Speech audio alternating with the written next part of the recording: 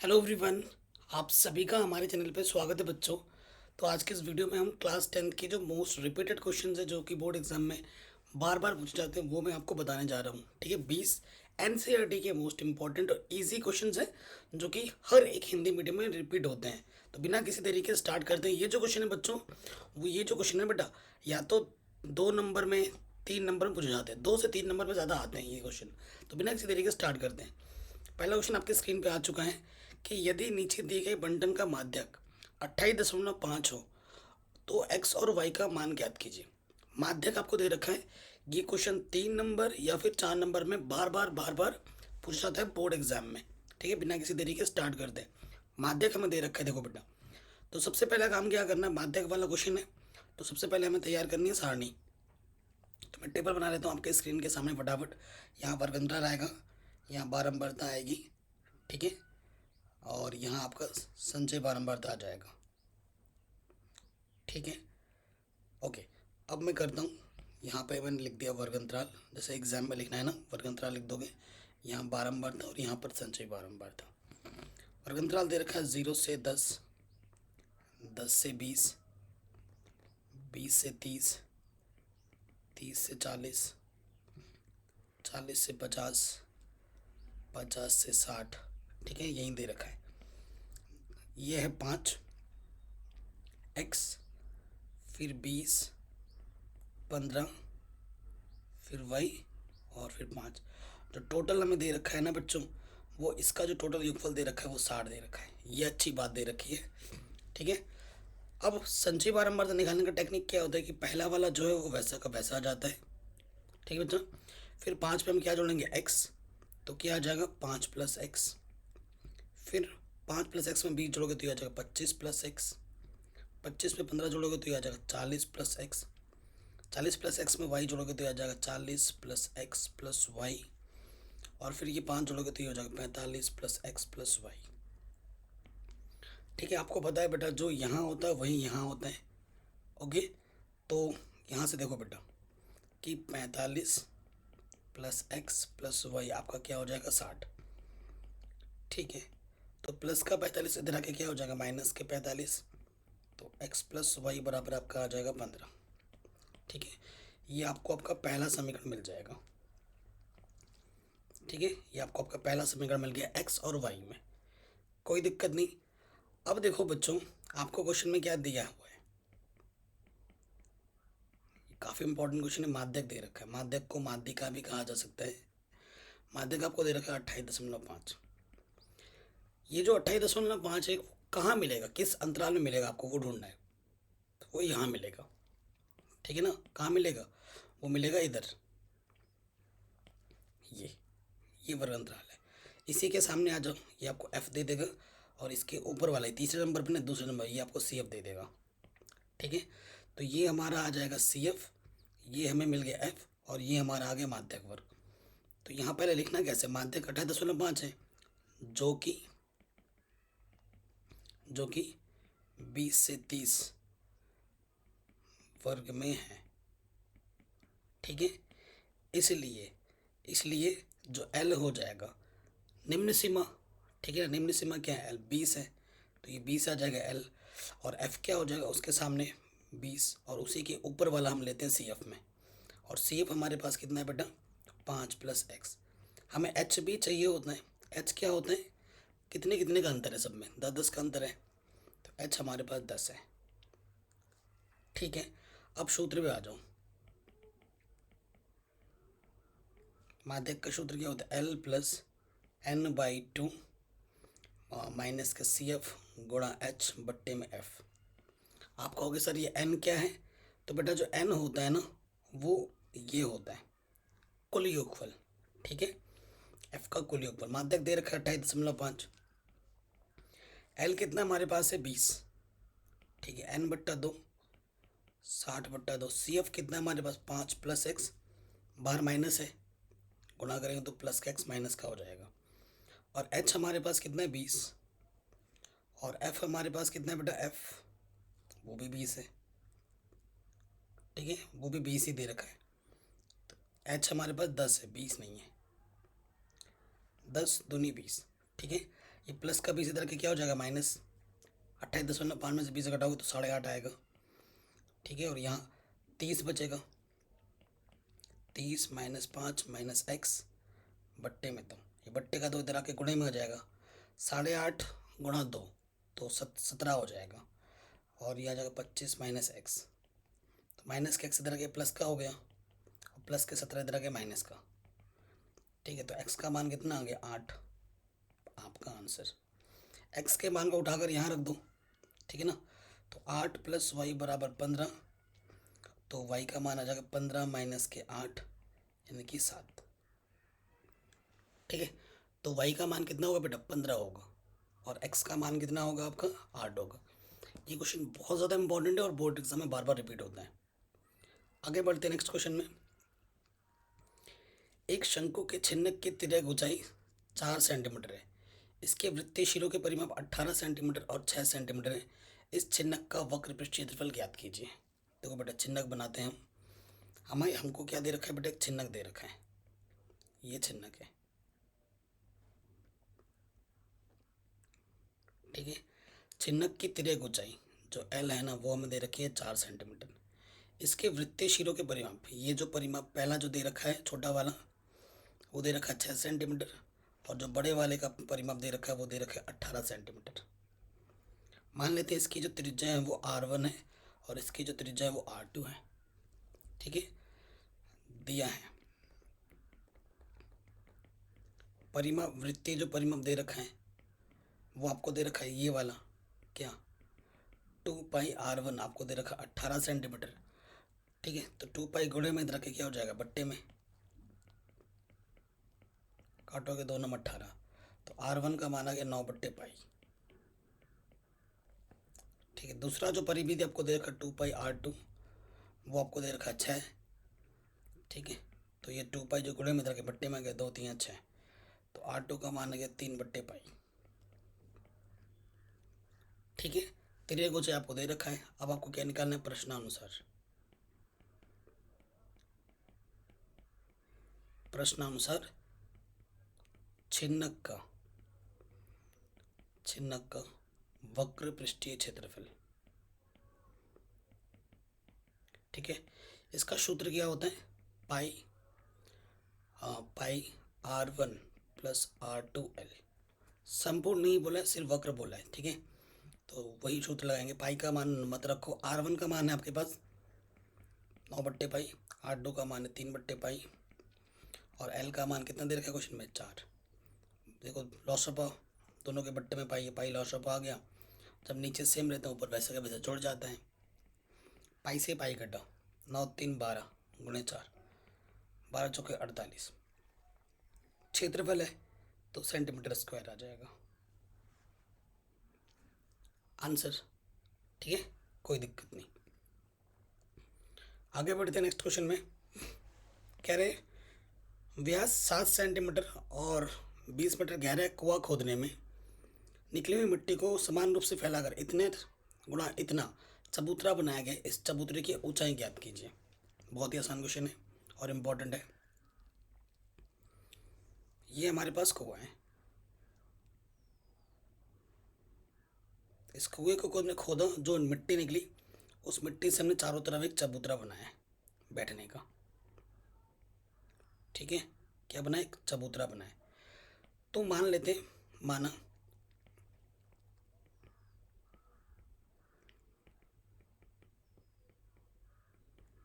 चबूतरे की ऊंचाई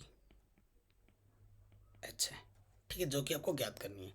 चबूतरा क्या होता है बेटा, जब तुमने गड्ढा खोदा उससे जो मिट्टी निकली उसमें तुमने चारों तरफ में बैठने का बनाया, जिसकी लंबाई होगी ऐसे, ऐसी लंबाई होगी, ऐसी चौड़ाई होगी, और उसकी थोड़ी ऊंचाई भी होगी। मिट्टी जब तुम डालोगे तो ऊपर ऊपर आएगा ना, वही ऊंचाई आपको निकालनी है। इसके अंदर जितना मिट्टी था उसी मिट्टी से तुमने चबूतरा बनाया है, यानी कि जो इसका आयतन होगा वही चबूतरे का आयतन होगा। ठीक है, तो हमें दिया क्या है मेजरमेंट में, दिया है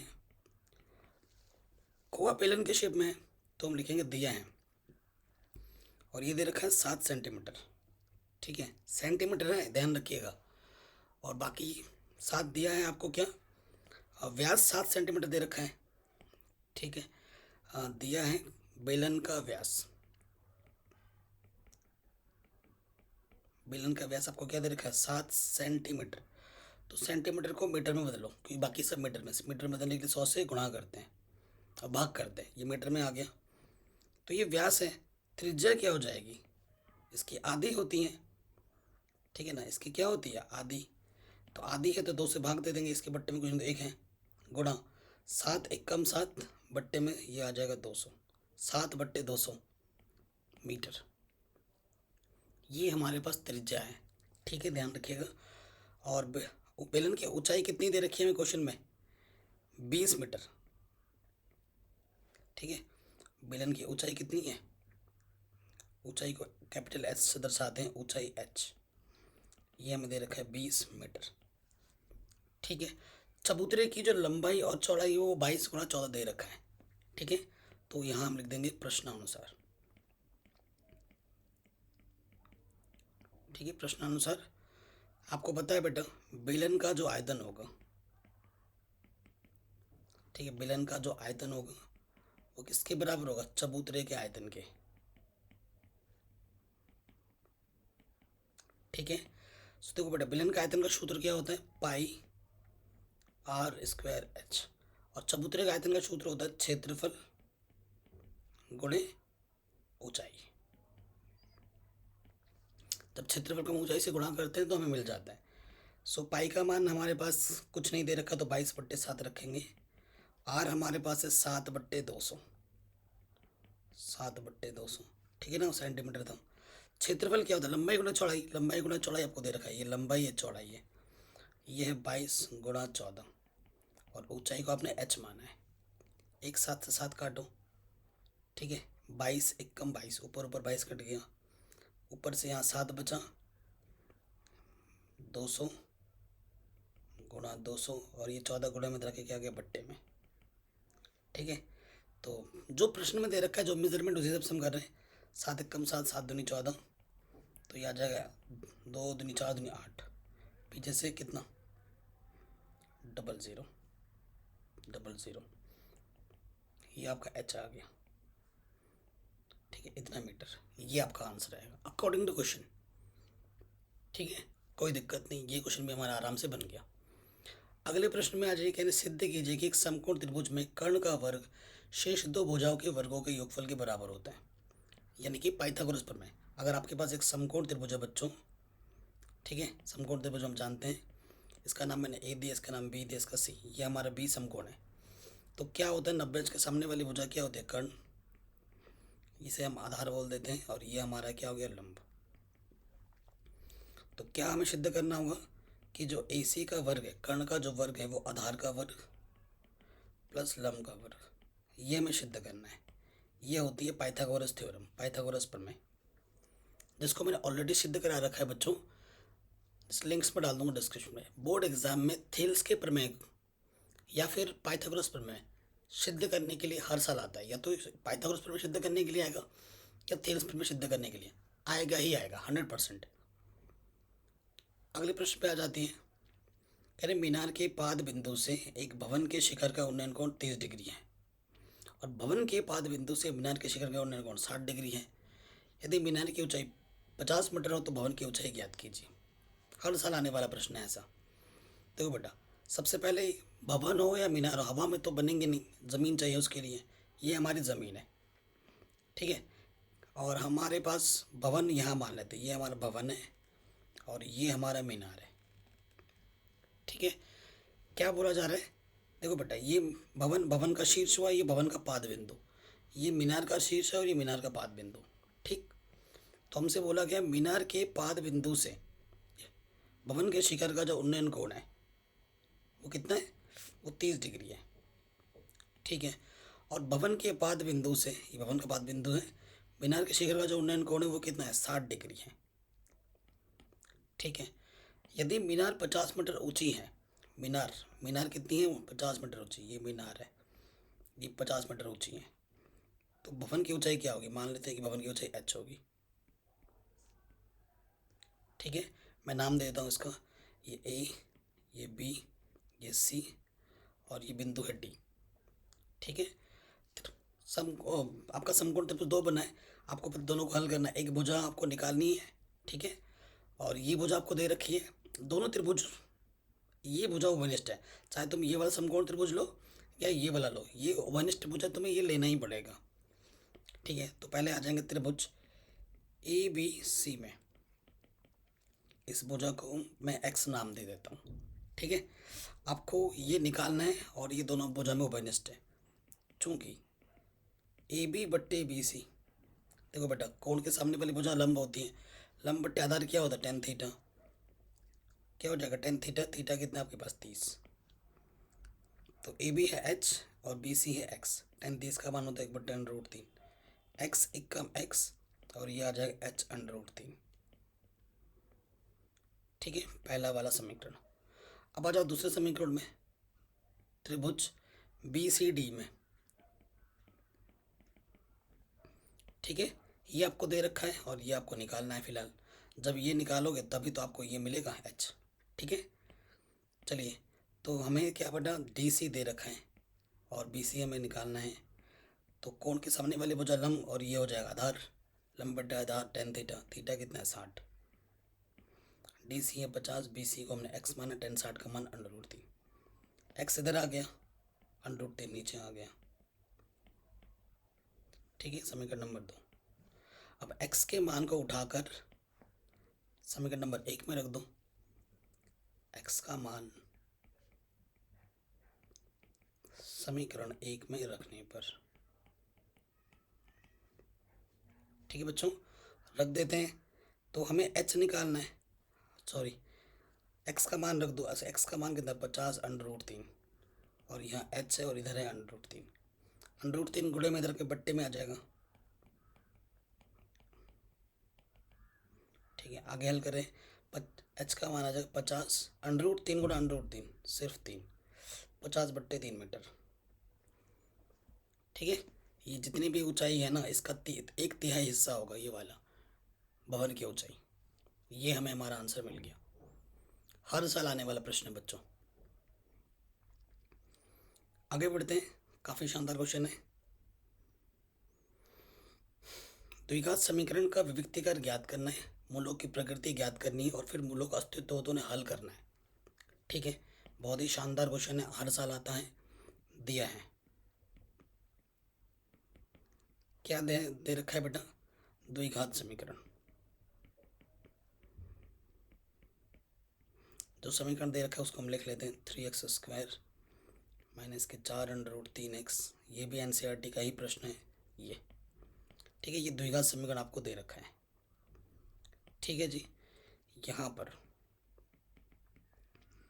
ए के स्थान पर 3 है, एक्स का गुण x² का गुणज, बी के स्थान पर -4√3 है, एक्स का गुणज, एंड सी अचर पद कितना है 4 है, ये ए होता है, ये बी होता है, ये सी होता है। ठीक है, हमें क्या निकालना है, विविक्तीकर। ठीक है जी, विविक्तीकर निकालना, विविक्तीकर का सूत्र क्या होता है बच्चों, विविक्तीकर का सूत्र होता है d बराबर b² - 4ac। ठीक है जी, तो b कितना है हमारे पास -4√3 वर्ग 4, a का मान 3, c का मान 4, माइनस का वर्ग करने में प्लस हो जाता है, 4 का वर्ग 16 और √3 का वर्ग करेंगे 3,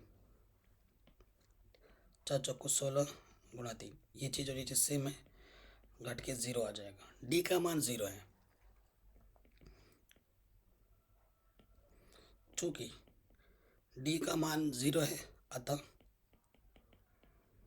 वास्तविक मूल होगा व मूल समान होंगे। जब d बराबर 0 होता है तो मूल क्या होते, समान होते। ये भी आपसे पूछा गया था। ठीक है, तो ये भी हमने कर दिया, कोई दिक्कत वाली बात नहीं है। अब मूलों का अस्तित्व है तो हमें क्या करना है बच्चों, इसको हल करना है। ठीक है, हल के लिए, ठीक है, तो यहाँ लिखेंगे द्विघात सूत्र से।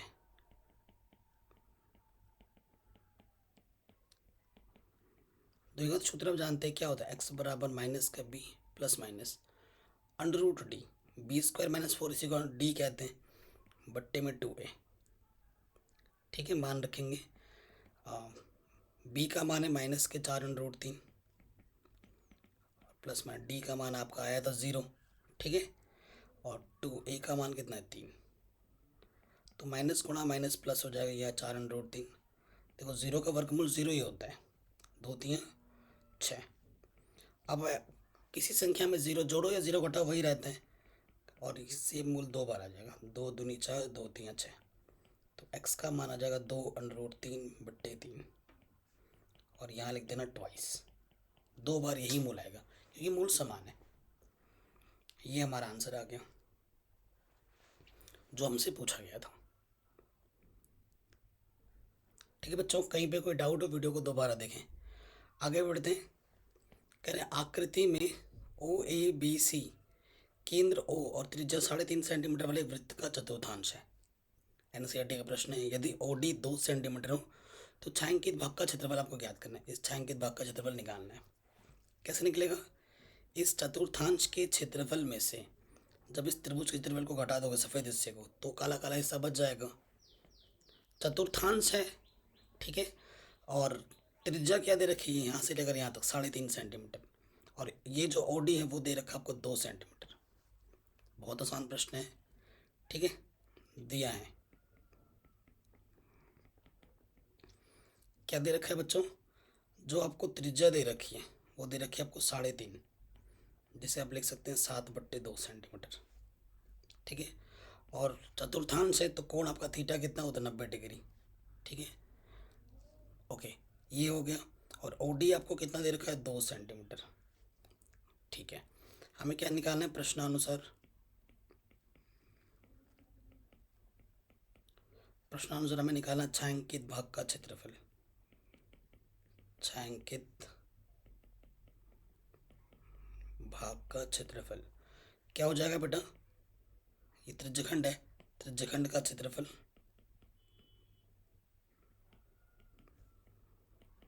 माइनस त्रिभुज का क्षेत्रफल, ठीक है। त्रिभुज कैसा है देखो बेटा, ये जो ऊंचाई है वो लंबवत है क्योंकि 90 का कोण बन रहा है, ठीक है। तो यहाँ पर सूत्र क्या लगता है? त्रिज्यखंड का क्षेत्रफल होता है θ/360 गुणा πr², और इसका होता है 1/2 आधार गुणा ऊंचाई, ठीक है। आगे हल करते हैं। सो यहाँ पे देखो बेटा, हल करेंगे, थीटा का मान 90 डिग्री बट्टे 360, पाई का मान 22/7, और त्रिज्या हमारे पास है 7/2, 7/2 माइनस क्या करना है 1/2, आधार हमारे पास कितना है 7/2, तो ये त्रिज्या के बराबर है आधार, और ऊंचाई हमारे पास कितनी है बेटा?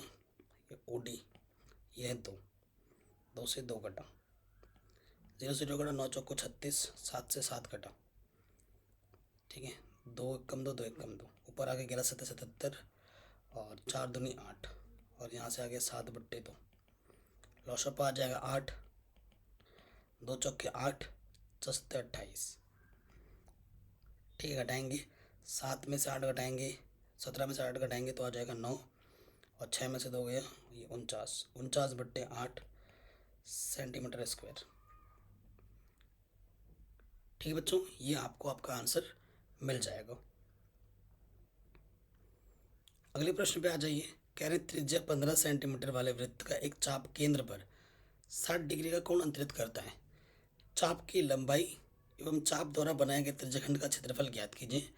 पाई का मान आपको 3.4 लेना है, ठीक है बेटा। पहले चित्र बना के आपको समझाते हैं। यह कोई आपके पास वृत्त है, ठीक है, एक छोटा सा चाप हम लेते हैं, और उस चाप ने ना वृत्त पर एक त्रिज्यखंड बनाया है, ठीक है। तो जो कोण बनाए यहाँ पर, ठीक है, दिया करके लिख देते हैं, जो कोण बना रहा है चाप वो बना रहा है 60 डिग्री का। यह है चाप, कहाँ से कहाँ तक ये चाप। इस चाप की लंबाई निकालनी है और इस त्रिज्यखंड का क्षेत्रफल भी निकालना है, ठीक है। तो इसका नाम दे दो AB। त्रिज्या क्या दे रखी है हमें बेटा? त्रिज्या क्वेश्चन में दे रखी है 15 सेंटीमीटर, ठीक है। तो सबसे पहले हम क्या निकालते हैं? चाप की लंबाई। चाप की लंबाई AB बराबर सूत्र हो जाता है θ/360 गुणा 2πr। थीटा का मान दे रखा है क्वेश्चन में 60/360, पाई का मान 3.14, गुणे में 2 है, आर का मान कितना है बच्चों हमारे पास 15, 0 से 0 कटा, 6 छंग 36, 2 3 6, तीन ही बचे 15। तो 5 यहाँ है, 3.14 गुणे 5, ठीक है। गुणे कितना है 5, 5 से गुणा कर देंगे तो ये आ जाएगा 5 5 चौके 20, हासिल लगा 2, 5 कम 5 और 2 7, ठीक है, कोई था, और 5 दिया 15, 0.1 स्थान के बाद 0.2 स्थान के बाद, तो आंसर आ जाएगा 15.7 सेंटीमीटर। ये पहले वाले पार्ट का आंसर हमें मिला, ठीक है जी। अब आ जाओ इसके दूसरे वाले पार्ट में। दूसरे वाले पार्ट में क्या निकालना है, त्रिज्यखंड का क्षेत्रफल। पुनः अब हमें निकालना त्रिज्यखंड का क्षेत्रफल, ठीक है। त्रिज्यखंड का क्षेत्रफल क्या होता है, थीटा बट्टे 360 गुणे में पाई आर स्क्वायर। मान रखिए थीटा का मान है 60 डिग्री बट्टे में 360 गुणे पाई का मान 3.14 और आर हमारे पास कितना है 15 गुणे 15। काटो इसको बेटा, 6 बार जाएगा तो 3 दूनी 3 बचे 15, 2 से काटो, 2 एक कम 2, 2 पंचे 10, 2 सत्ते 14, तो ये आ जाएगा 1.57 गुणे में 15 बचे 75, ठीक है। 1.57 को आपको गुणा कर देना है 75 से, सो आपका आंसर आ जाएगा 117.75 सेंटीमीटर स्क्वायर। क्षेत्रफल है तो सेंटीमीटर स्क्वायर डालोगे, ठीक। कोई दिक्कत कोई परेशानी नहीं होगी। आगे बढ़ते हैं। ये जो क्वेश्चन है ये सारे यूपी बोर्ड में नहीं आएगा 2023 में, लेकिन आगे आ सकते हैं। नेक्स्ट अगर कोई बच्चा देखे ये आ सकता है, लेकिन बाकी सभी हिंदी मीडियम बोर्ड्स में सिलेबस में है, तो बाकी लोगों का भी मुझे देखना है। कह रहे हैं अच्छी प्रकार से फेंटी गई 52 पत्तों की गड्डी में से एक पत्ता निकाला जाता है, इसकी प्रायिकता ज्ञात कीजिए कि यह एक इक्का होगा और ये फिर एक इक्का नहीं होगा। देखो बेटा, जो ताश की गड्डी होती है ना, तो कुल पत्ते उसमें कितने होते हैं, कुल पत्ते होते हैं 52। इक्का कितना होता है उसमें, 4 कैटेगरी होती है ताश की, हर कैटेगरी में एक इक्का होता है, तो 4 इक्के होते हैं। पहला वाला पार्ट इक्का होने की प्रायिकता, ठीक है, इक्का होने की प्रायिकता। सूत्र क्या होता है, संभव परिणाम बट्टे में क्या जाता है, कुल परिणाम, ठीक। तो इक्का होने की घटना को मैं ई मान लेता हूँ, तो संभव परिणाम हमारे पास 4 है, कुल परिणाम हमारे पास 52 है। 4 एक कम 4, 4 3 12, तो पहला वाला आंसर ही आ गया। दूसरा वाला पार्ट हमें क्या बोले, इक्का इक्का ना होने की प्रायिकता,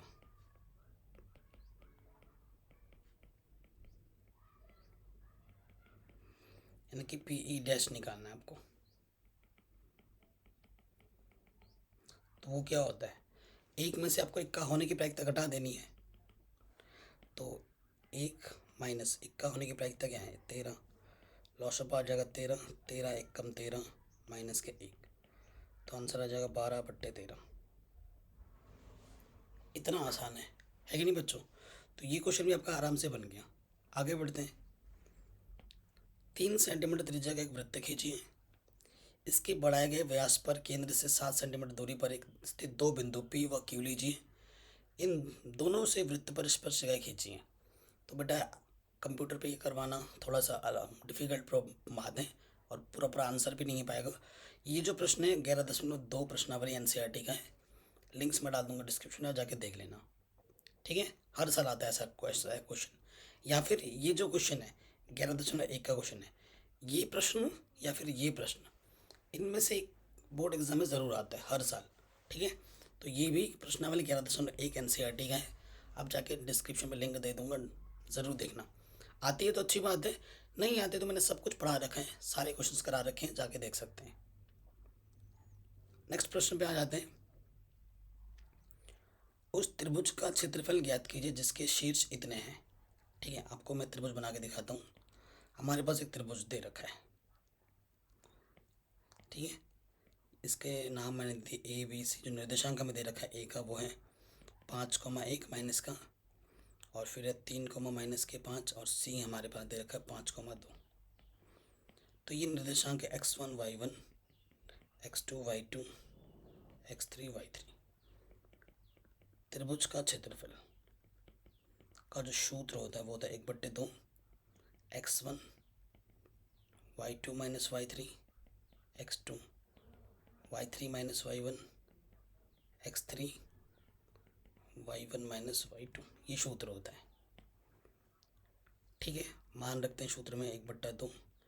x1 कितना है -के 5, y2 कितना है -के 5।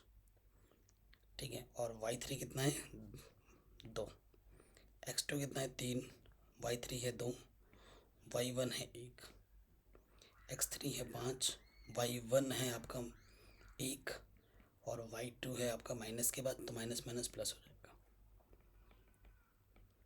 तो यहाँ से देखो माइनस के साथ और -5 × 7 = 35, नेगेटिव नेगेटिव पॉजिटिव।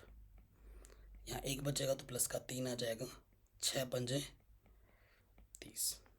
ठीक है, तो ये हो गया 30 और 65, 65 और 3 = 68। यहाँ है बट्टे में 2 काटो, 2 × 3 = 6, 2 × 4 = 8, 34 सेंटीमीटर स्क्वायर। ठीक है, ये हमें हमारा आंसर मिल जाएगा, त्रिभुज का क्षेत्रफल। कोई दिक्कत नहीं। नेक्स्ट क्वेश्चन है, उस बिंदु के निर्देशांक ज्ञात कीजिए जो बिंदु इतने और इतने को मिलाने वाले रेखाखंड को 2:3 में विभाजित करते हैं। ठीक है बेटा, सो देखो हमारे पास एक रेखाखंड है। ठीक है, रेखाखंड के 2 बिंदु दे रखे हैं। सपोज करो ये ए है, ये बी है। ए का निर्देशांक जो मुझे दे रखा है -1, 7, बी का दे रखा है 4, -3। और ये इसमें कहीं एक बिंदु है, मान लेते हैं उसके वो बिंदु पी है जिसके निर्देशांक x, y है। ये जो बिंदु पी है वो किस अनुपात में व्यक्त हो रहा है? 2:3 में। यहाँ से लेकर यहाँ तक कितना है बेटा? 2 है और यहाँ से लेकर यहाँ तक 3 है। तो ये m1 है और ये m2 है। ये x1, ये y1, ये x2, ये y2 है। तो आपको ये बिंदु निकालना है और ये बिंदु है विभाजन बिंदु। ठीक है, तो सूत्र क्या लगाएंगे? विभाजन सूत्र से।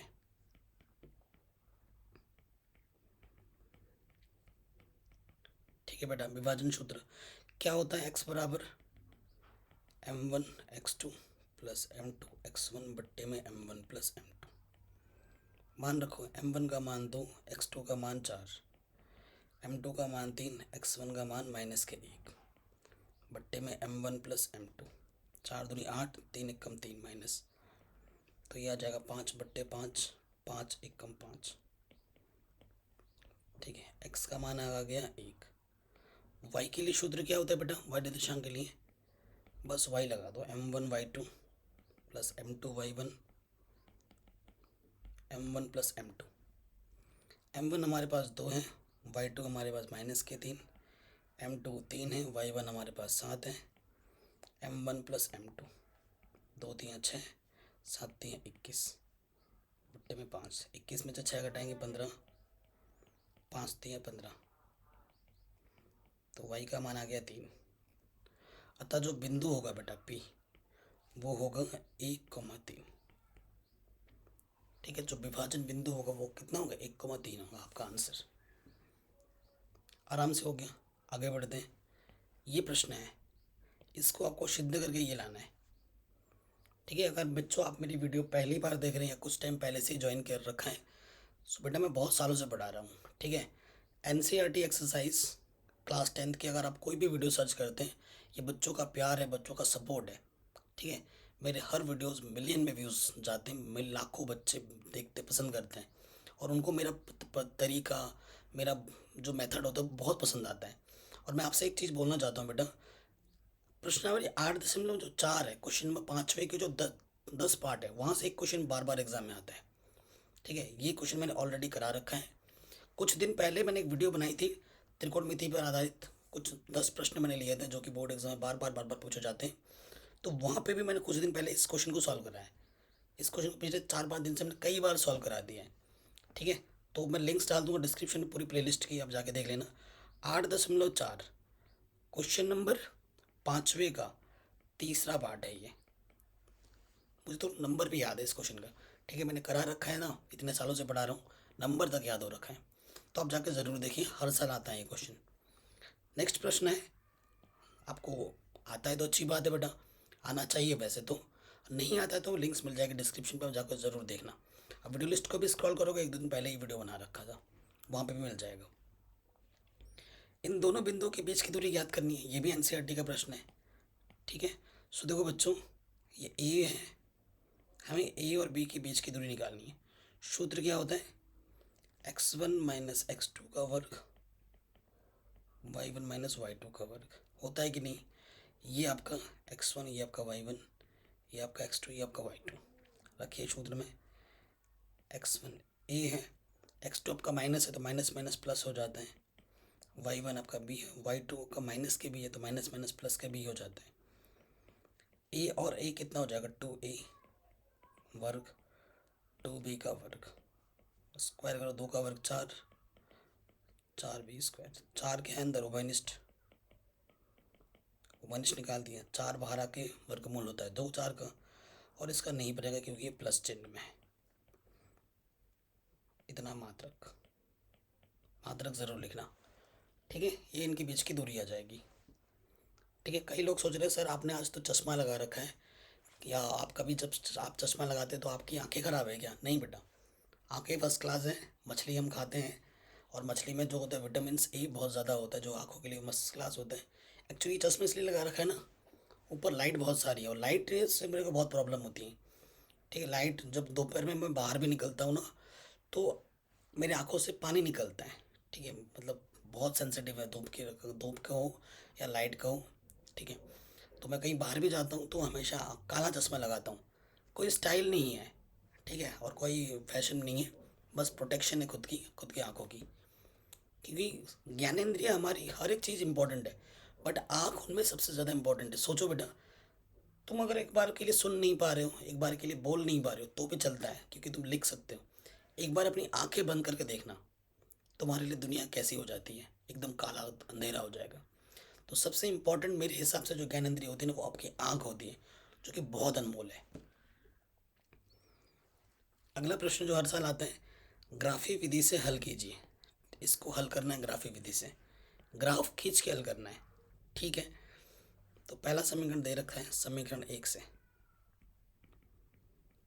ठीक है। हर समीकरण से कम 2 बिंदु निकालने होते हैं हमें। देखो बेटा, समीकरण 1 क्या हम लिख लेते हैं यहाँ पर, y बराबर है 2x माइनस के 2, ठीक है। हम टेबल बना के हल करेंगे। सो ओके बच्चों, यहाँ x लिखा, यहाँ y लिखा। देखो बेटा, अगर मैं x के जगह पे 0 रखता हूँ, छुप जाएगा, y का मान क्या आ जाएगा, माइनस के 2, तो y का मान माइनस के 2 आ गया, ठीक है। अगर मैं x के जगह पर 1 रखता हूँ, तो 2 1 कम 2, 2 में से 2 घटेंगे तो y का मान आ जाएगा 0, ठीक है। 2 बिंदु मिल गए, एक बिंदु P मिल गया, एक बिंदु Q मिल गया, 2 अलग अलग बिंदु चाहिए होते हैं ना। अब मैं लिखूंगा समीकरण 2 से, क्या है समीकरण 2, y बराबर 4x माइनस 4, ठीक है। तो फिर से मैं 2 बिंदु निकालता हूँ। x और y तुम कुछ भी मान सकते हो, लेकिन x और y की कुछ भी मान सकते हो, लेकिन वो मान पूर्णांक होने चाहिए। x का कुछ ऐसा मान मानो तो कि y का मान भी पूर्णांक ही है, बट्टे बट्टे में आएगा तो फिर ग्राफ में पूरा आंसर नहीं आ पाता है, ये ध्यान रखिएगा। यहाँ x लिख दें, यहाँ y, ठीक है बेटा। सबसे पहले मैंने x को 0 माना, तो जैसे 0 मानूंगा y का मान मुझे माइनस के 4 मिल जाएगा, ठीक है। तो अब मैं x का मान क्या मानता हूँ, 1 मानता हूँ। तो x का मान जैसे ही मैं 1 मानता हूँ, 4 1 कम 4 माइनस ये 0 आ जाएगा। तो ये मेरा P क्यों, ये मेरा R बिंदु, ये मेरा H बिंदु है। अब मैं आपको ग्राफ खींच के दिखाता हूँ, हालांकि मेरे पास ग्राफ नहीं है, फिर भी मैं ट्राई कर रहा हूँ। बोर्ड एग्ज़ाम में आपको एक ग्राफ पेपर मिलेगा, उसमें बोर्ड की मुहर लगी होगी, उस पर आपको नाम रोल नंबर लिखना होगा और आपके टीचर के सिग्नेचर भी कराने होंगे। उसको पेंसिल से बनाना है, एक बार गलत हो जाएगा, कट पिट कर दोगे, फाड़ दोगे, दोबारा ग्राफ पेपर नहीं मिलेगा, ये ध्यान रखना है। ग्राफ पेपर में ही ग्राफ क्वेश्चन बनाना है, किसी कॉपी में बनाओगे तो नंबर नहीं मिलेंगे, ठीक है। इस चीज़ का ध्यान रखना। पेंसिल से बनाना, ताकि थोड़ा बहुत अगर गड़बड़ हो भी तो हल्के आराम से बेटा, जल्दबाजी मत करना, तो वो फट सकता है, ठीक है। इस चीज़ का भी आपको ध्यान में रखना है। तो यहाँ पर हमारा क्या होता है बेटा, ये हो गया हमारा एक्स अक्ष प्लस में, इधर एक्स का मान माइनस में होता है, ऊपर ये वाई अक्ष है, ऊपर वाई का मान प्लस में, नीचे वाई का मान माइनस में। ओ तो मैं कोशिश कर रहा हूँ कि थोड़ा थोड़ा इधर एक्स का मान प्लस में, 1 2 3 4 अधिकतम मान है, माइनस का 1 माइनस का 2 माइनस का 3 माइनस के 4, 1 2 3 4, -1 -2 -3 माइनस के 4। ठीक है। सो पहला बिंदु हमारा क्या है, एक्स पे 0 वाई पे -2। देखो बेटा ये एक्स पे 0 वाई नीचे -2, ये है पहला बिंदु आ गया, ये मेरा पहला बिंदु है पी। दूसरा बिंदु क्या है, एक्स पे 1 वाई पे 0, एक्स पे एक जाना है वाई पे जाना ही नहीं है, ये बिंदु आ गया दूसरा क्यू। अब इन दोनों बिंदुओं को मिलाते हुए मुझे क्या खींच देनी है, लाइन खींच देनी है। तो ये मैंने लाइन खींच दी और समीकरण भी लिख देना है। क्या था समीकरण, वाई बराबर 2x - 2 था, लिख दिया। नेक्स्ट नेक्स्ट मेरे पास क्या है, एक्स पे जाना है 0 और वाई पे जाना है -4। अच्छा जी, ये बिंदु है, ठीक है, ये बिंदु आ गया। बिंदु का नाम क्या है बेटा हमारे पास आर। और दूसरा बिंदु क्या है, एक्स पे 1 वाई पे 0, एक्स पे 1 वाई पे 0, यही बिंदु फिर से आ गया। और कटान बिंदु, आपको तो आप बड़ा कुछ आराम से क्वेश्चन सॉल्व हो जा रहा है यार। यही बिंदु दोबारा है, तो इन दोनों बिंदुओं को मिलाते हुए रेखा खींच दीजिए ऐसे, और ऊपर समीकरण लिख दीजिए। क्या समीकरण था, वाई बराबर 4x - 4। जो प्रतिच्छेदित बिंदु होता है ना वही आपका हल है, तो यही आपका प्रतिच्छेदित बिंदु है। ठीक है, तो यहाँ लिख देंगे प्रतिच्छेदित बिंदु का या उभयनिष्ठ बिंदु का, जो आपको सही लगे, प्रतिच्छेदित बिंदु कहते हैं, ये सही वर्ड है।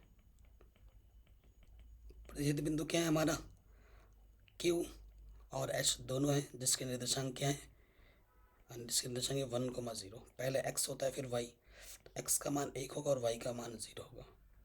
ये आपने ग्राफ की मदद से निकाला है। ठीक है, कोई दिक्कत नहीं होनी चाहिए। ठीक है बच्चों, इसे मिटा देते हैं। नेक्स्ट क्वेश्चन करते हैं। ये भी सिंपल सा प्रश्न है। कह रहे हैं एपी का एनवा पद इतना है, तो प्रथम पद सार्वंतर और प्रथम 24 पदों का योगफल ज्ञात कीजिए।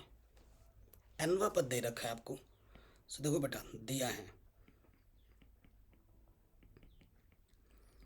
एनवा पद। एनवा पद का मतलब होता है ए एन। जनरल पद, जनरल टर्म आपको दे रखा है 2, ये चीज। ठीक, तो आपको प्रथम पद निकालना है। प्रथम पद यानी कि एन के जगह पर 1 रखो, तो यह जगह 3 1 कम 3 2 1 कम 2 यानी कि 5। A1 मतलब ए 5 आ गया। ठीक है, सर्वंतर निकालना है। सर्वंतर निकालने के कम से कम 2 पद चाहिए स्टार्टिंग की। अब A2 भी निकालो, एन की जगह पे क्या रख दो 2, तो 3 2 दूनी 4, तो दूसरा पद आ जाएगा 7। ठीक है, पहला पद निकाल दिया, ये आंसर। अब हमें सार्वंतर निकालना है डी, जो कि होता है द्वितीय पद माइनस प्रथम पद। द्वितीय पद है 7 और प्रथम पद है 5। 7 में से 5 घटाओगे 2। ठीक हो गया। अब हमें बोल रहे हैं 24 पदों का योगफल भी निकालो। 24 पदों का योग, ये हमें निकालना है एस एन।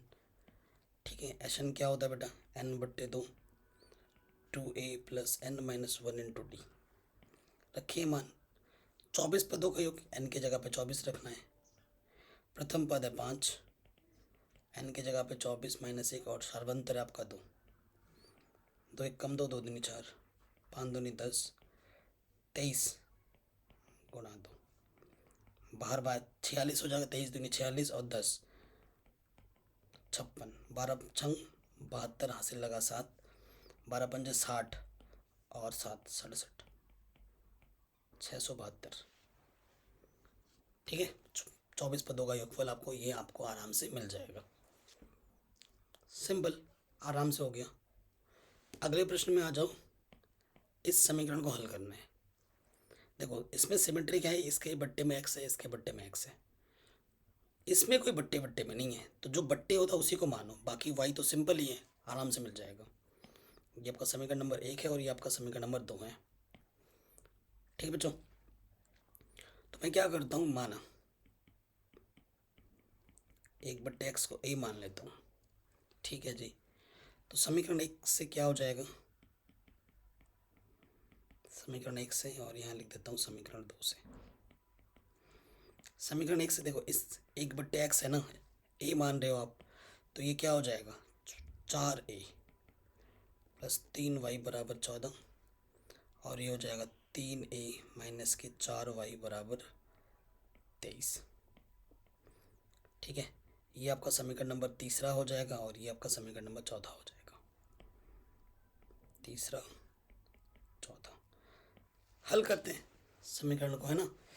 तो y का मान निकालना है, तो इसको एक को हटाते हैं, इधर 4 इधर 3 है, तो हमें क्या करना पड़ेगा, इस वाले में 3 से गुणा करना है, यहाँ 4 है, इस वाले में 4 से गुणा करना पड़ेगा। तो मैं लिख दूंगा समीकरण 3 तथा 4 से। ठीक है, हल करते हैं। 4 से गुणा करेंगे, पहले इसको रखते हैं, 4 तिया 12a, 4 चौको 16y, और 4 तिया 12, हाथ से लगा 1, 4 दूनी 8 और 1 9, 92। 3 से इसमें गुणा करो, किसी भी समीकरण को ऊपर नीचे रख सकते हो हल करते वक्त। 4 तिया 12, 3 तिया 9, और 14 को 42। ठीक है, समान चिन्ह होने पे घटाते हैं, यहाँ लिख देंगे घटाने पर। तो प्लस का माइनस, प्लस का माइनस, प्लस का माइनस, ये कटा, 16 और 9 कितना हो जाएगा, माइनस के 25y, तो ये 50 आ जाएगा। 25 दूनी 50, तो y का मान आ गया माइनस के 2। y का मान कितना आ गया, माइनस का 2। y का मान किसी भी एक समीकरण में रख दूँ, y का मान समीकरण 3 में रखने पर तो क्या है, एक बार 3 लिख दीजिए। ठीक है, 3 y का मान है माइनस का 2, 4a, 3 दूनी 6, तो माइनस का 6 उधर जाके प्लस का हो जाए, 14 और 6 20 हो जाएंगे। ये 4 गुणे में इधर के बट्टे में आ जाएगा, 4 पंजे 20, तो ए का मान आ जाएगा 5। चलो ए का मान तो मिल गया, लेकिन हमें एक्स का मान निकालना है, चूँकि 1/x हमारा ए था, और ए का मान आ गया 5। ठीक है, तो एक्स के बट्टे में 1 कर दो, तिरछे गुणा करेंगे तो एक्स का मान आ जाएगा 1/5।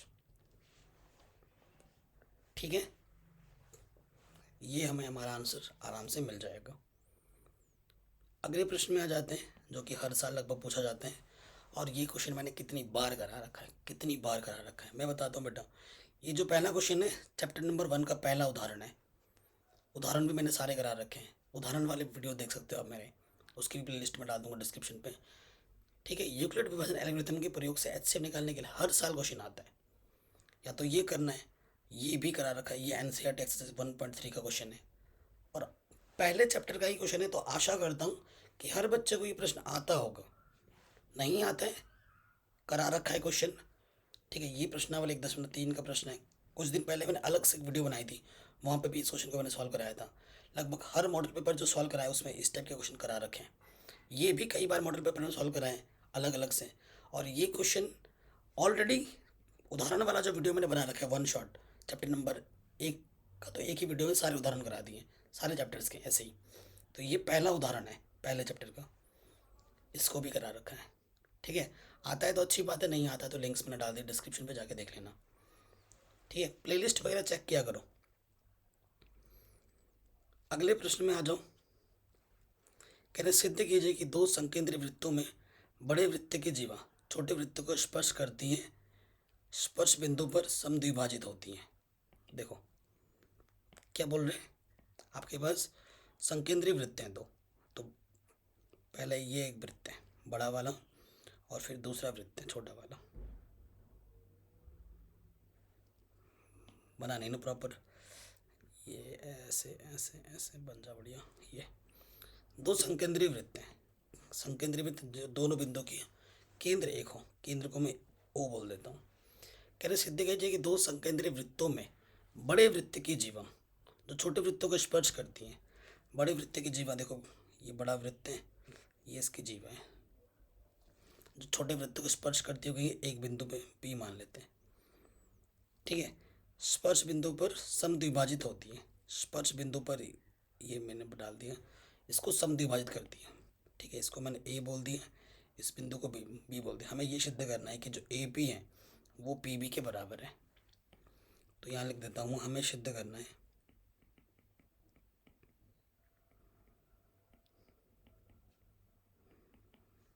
कि जो ए पी है वो पी बी के बराबर है। 2023 में यूपी बोर्ड वाले बच्चों, आपको ये पढ़ना नहीं है, आप इस क्वेश्चन को स्किप कर देना। ठीक है, लेकिन बाकी सभी विद्यार्थियों के लिए इम्पोर्टेंट है, सारे बोर्ड्स के लिए। और आगे चल के 2023 के बाद जो बच्चे आएंगे यूपी बोर्ड के भी, उनके लिए ज़रूरी हो जाएगा, क्योंकि उस टाइम सबसे पहले हमें क्या करनी है, रचना करनी है। रचना में आप क्या करोगे, ए से ओ को मिलाओगे, ओ से बी को मिलाओगे। तो यहाँ लिखोगे ए ओ व बी ओ को मिलाया, ये रचना की आपने। ठीक है, हमारा टारगेट क्या है कि इस त्रिभुज को और इस त्रिभुज को सर्वांगसम दिखाएंगे। जब दो त्रिभुज सर्वांगसम होते हैं तो उनके संगत भुजा, संगत कोण सब बराबर होते हैं। देखो बेटा, प्रमेय 10.1 से क्या जानते हो कि यहाँ पे जो कोण बनेगा और यहाँ पे जो कोण बनेगा 90 अंश का होगा। त्रिज्या और स्पर्श रेखा के बीच कितने का कोण बनता है, 90 अंश का। ये होता है प्रमेय 10.1। यानी कि जो कोण ओ पी ए है और जो कोण ओ पी बी है, वो दोनों के दोनों कितने हैं, 90 डिग्री के हैं। समीकरण 1। ठीक है, अब आ जाते हैं त्रिभुज ओ पी ए व त्रिभुज ओ पी बी में।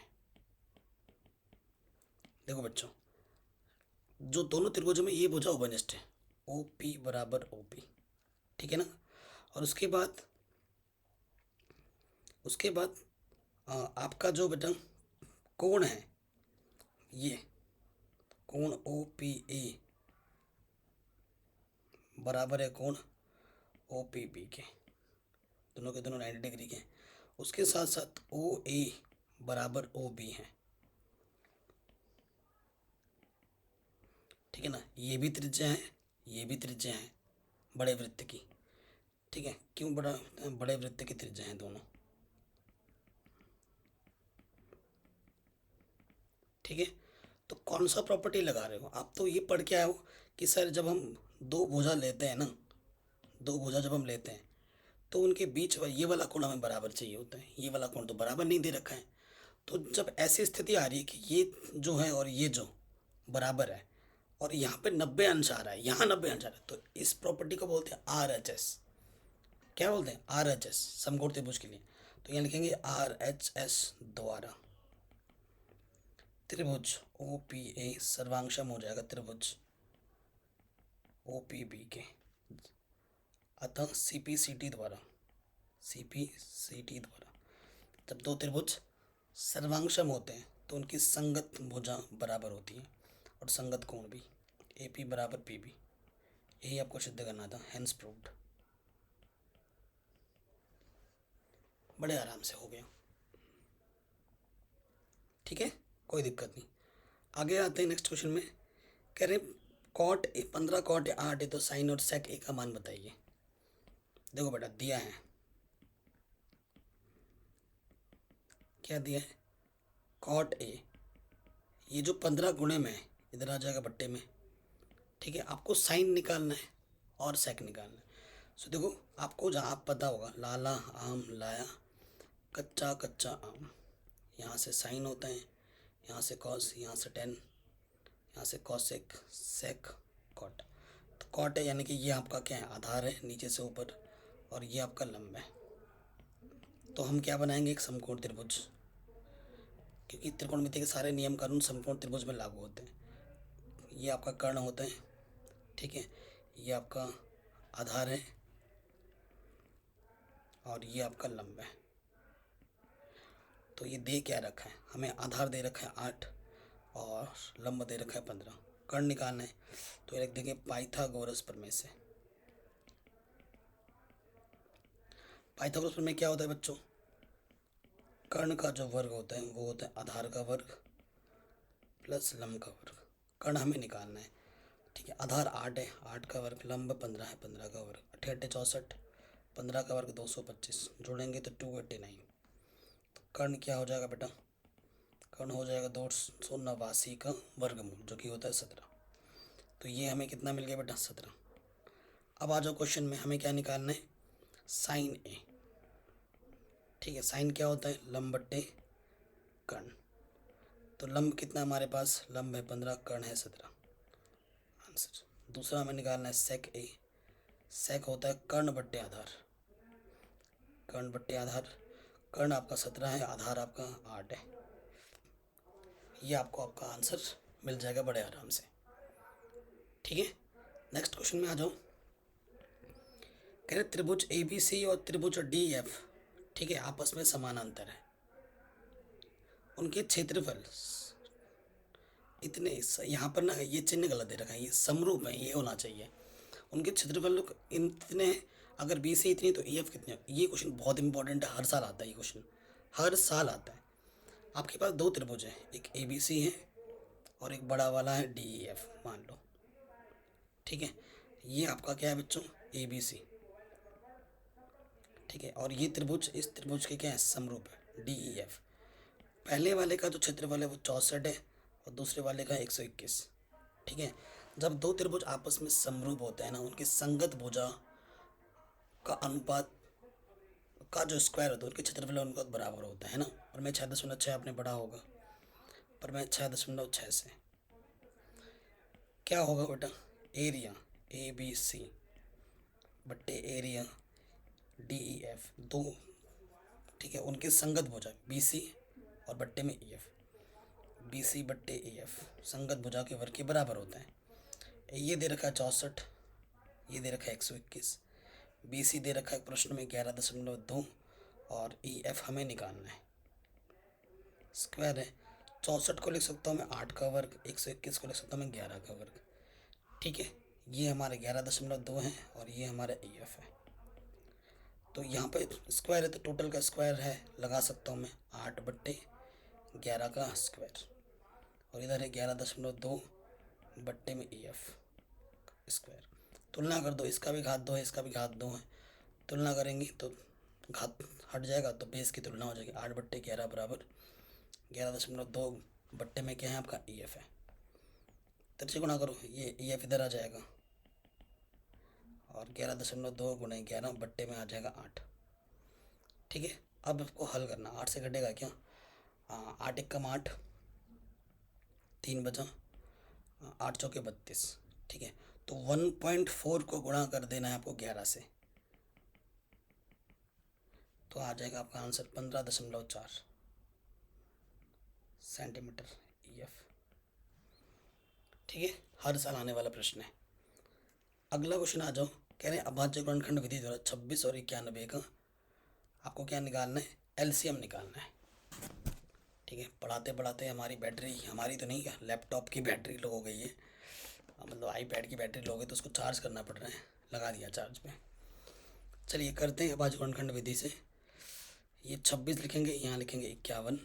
ठीक है, सो गुणनखंड करते हैं, 2 से कटेगा, 2 एकम 2, 2 तियाँ 6, 13 एकम 13, 7 से कटेगा, 7 एकम 7, 7 तियाँ 21, 13 एकम 13। देखो बेटा, 26 को मैं लिख सकता हूँ 2 गुणा 13 और 91 को मैं लिख सकता हूँ 7 गुणे 13। तो 13 हमारा दोनों में है, हमें निकालना है एलसीएम। तो जो चीज़ दोनों में होती है ना उसकी अधिकतम घात लेते हैं एलसीएम में, तो एक ही है दोनों की, और जो छूट गए हैं उनको गुणे में डाल दो। 7 दूनी 14, ठीक है, 13 चौके 52, हासिल लगा 5, 13 कम 13 और 5 18, सो आंसर आ जाएगा 182। आराम से, एकदम सिंपल क्वेश्चन था। अगला क्वेश्चन, एक वृत्त की कितनी स्पर्श रेखाएं हो सकती हैं। बेटा वृत्त कितना ही बड़ा हो सकता है, एक वृत्त की अनंत स्पर्श रेखाएं हो सकती हैं। कितनी, अनंत, ऐसे आंसर आ जाएगा अनंत, इनफाइनाइट। ठीक है, अगला क्वेश्चन क्या बोला जा रहा है कि एक चित्त प्राप्त करने की प्रायिकता ज्ञात की जब एक सिक्के को एक बार उछाला जाता है। देखो बेटा, इस क्वेश्चन का आंसर क्या होगा, सिक्का जब हमारे पास है, ये सिक्का, ठीक है, ये हमारे पास एक सिक्का है, सिक्के में जो कुल परिणाम होते हैं या तो हेड आएगा एक बार उछलने पे या ट्रेल। ठीक है, कुल परिणाम कितने हैं, 2। चित्त के लिए बात कर रहा है, हेड मतलब, तो चित्त आने की प्रायिकता, संभव परिणाम 1 है, कुल परिणाम 2 है, तो आंसर आ जाएगा 1/2। अगला प्रश्न है, कह रहे ये जो त्रिभुज है और ये जो त्रिभुज है किस आधार पर समरूप है वो बताना है, किस आधार पर। ठीक है, आप देखो बच्चों, यहाँ आपको 70 दिख रहे हैं और यहाँ आपको 70 दिख रहे हैं।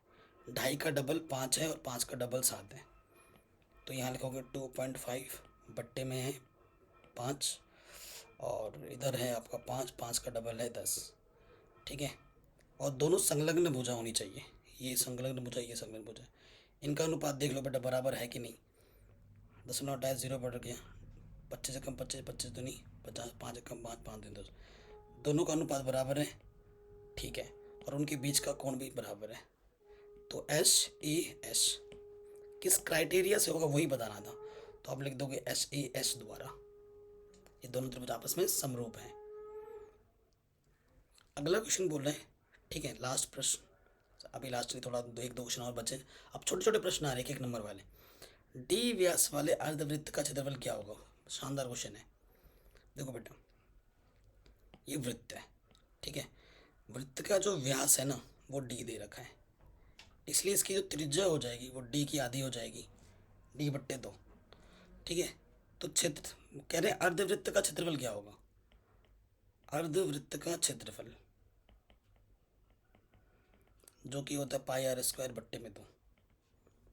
पाई का मान मत रखना, अभी बोला ही नहीं है, /2, और आर का मान क्या है हमारे पास, D/2 स्क्वायर, पाई D का स्क्वायर, 2 का वर्ग 4, तो आंसर आ जाएगा पाई D², 4 दूनी 8, इतना सेंटीमीटर स्क्वायर। ये आपको आपका आंसर मिल जाएगा। अगला बोल रहे हैं मान निकालिए, इसका मान ज्ञात करना है। देखो बच्चों, cos 48 और sin 42 है। आप जानते हैं 48 और 42 को अगर हम जोड़ेंगे तो 90 डिग्री आता है, ठीक है ना, और इन दोनों के मान हमें त्रिकोणमिति टेबल में मालूम नहीं है। जब दो कोण को जोड़ें और 90 हमें मिलता है तो उनमें से किसी एक को बदलना होता है, तो मैं बदल देता हूँ पहले वाले को। cos 90 में से मैं कितना घटाऊँगी, 48 आ जाए 42, पहले वाले को बदला, दूसरा वाला वैसे वैसे रखो। आप जानते हैं cos 90 माइनस थीटा क्या होता है, साइन थीटा, और थीटा की जगह यहाँ 42 है, तो ये आ जाएगा साइन 42, और बाहर से भी क्या है साइन 42, साइन 42 घटाओगे तो आंसर आ जाएगा 0। अगले प्रश्न बोले इसका इस श्रेणी के लिए प्रथम पद और सार्वंतर क्या होगा। प्रथम पद 3 है डायरेक्ट, प्रथम पद A 3, सार्वंतर क्या होगा, द्वितीय पद माइनस के प्रथम पद, द्वितीय पद है 1, प्रथम पद है 3, आंसर है -2। ठीक है, अगला बताना है कि ये निम्न समीकरण द्विघात है या नहीं है, तो हल कर लेते हैं।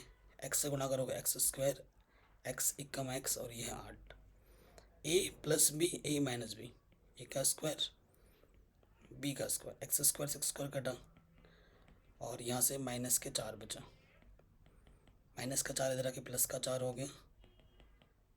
x की अधिकतम घात 2 होनी चाहिए, यहाँ 2 है ही नहीं, ये तो है रैखिक समीकरण। x की अधिकतम घात 1 है यानी कि रैखिक समीकरण है। आपसे पूछ रहे है या नहीं, तो बोलेंगे नहीं है। परिमेय संख्या 35/10 के दशमलव प्रसार शांत है अशांत है, 35/50 है ना, तो काट लो थोड़ा सा, 5 एकम 5, 0, 5 7 35, छोटा मोटा काट सकते हो। अब 10 का गुणनखंड करोगे, 10 का गुणनखंड क्या होता है, 2 × 5, तो ये 2 की पावर m × 5 की पावर n का रूप है, यानी कि ये क्या होगा, शांत होगा। ठीक है, अगला जो प्रश्न है इसमें कितने शून्यंक है, तो 1 2 3 4, शून्य कितने हो जाएंगे, 4 हो जाएंगे। ठीक है, ये हमें हमारा आंसर मिल जाएगा। तो वीडियो कैसी लगी हमें कमेंट करके ज़रूर बताएं बच्चों, ठीक है, और डिस्क्रिप्शन एक बार ज़रूर चेक करें, और हमारे चैनल पर नए तो बेटा सब्सक्राइब करके अपना प्यार और सपोर्ट ज़रूर दें। प्लेलिस्ट को एक बार ज़रूर देख लें, आपको ढेर सारी वीडियो मिलेंगी आपको बेटा, ठीक है, डिस्क्रिप्शन ज़रूर चेक कर लेना।